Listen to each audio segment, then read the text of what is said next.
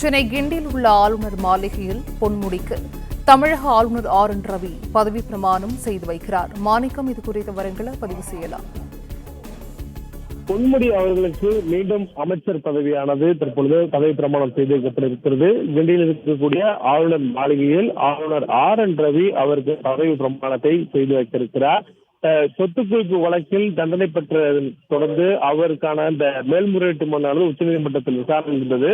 அந்த விசாரணையின் போது உச்சநீதிமன்றம் பொன்முடி அவர்களுடைய தண்டனையும் தீர்ப்பையும் நிறுத்தி வைப்பதாக ஒரு இடைக்கால உத்தரவை கொடுத்திருந்தது.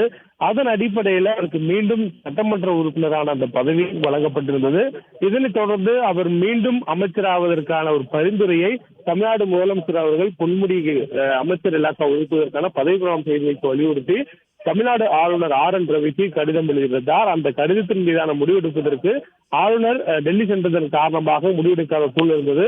அதற்கு பிறகாக ஆளுநருடைய அந்த பதிலில் அவருக்கு பதவி பிரமாணம் செய்து வைக்க மறுப்பதாக ஒரு தகவல் சொல்லப்பட்டிருந்தது. இதனை எதிர்த்து மீண்டும் நீதிமன்றத்திற்கு தமிழ்நாடு அரசின் சார்பில் முறையிடப்பட்டிருந்தது.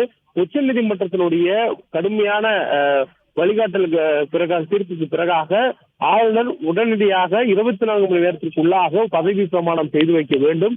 அவ்வாறு பதவி பிரமாணம் செய்து வைக்க தவறினால் எங்களுடைய முடிவுகளை நாங்களே அறிவிப்போம் என்ற ஒரு கடுமையான தீர்ப்பை அந்த தமிழ்நாடு அரசு முறையிட்டிருந்த மனு மீது ஆளுநருக்கு எதிராக உச்சநீதிமன்றம் வழங்கியிருந்தது.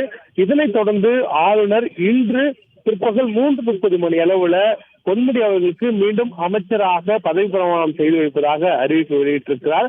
அதற்காக தற்பொழுது தமிழ்நாடு முதலமைச்சர் MK ஸ்டாலினுடன் பொன்முடி அவர்கள் சென்னை கிண்டியில் இருக்கக்கூடிய ஆளுநர் மாளிகைக்கு தற்போது வந்திருக்கிறார்.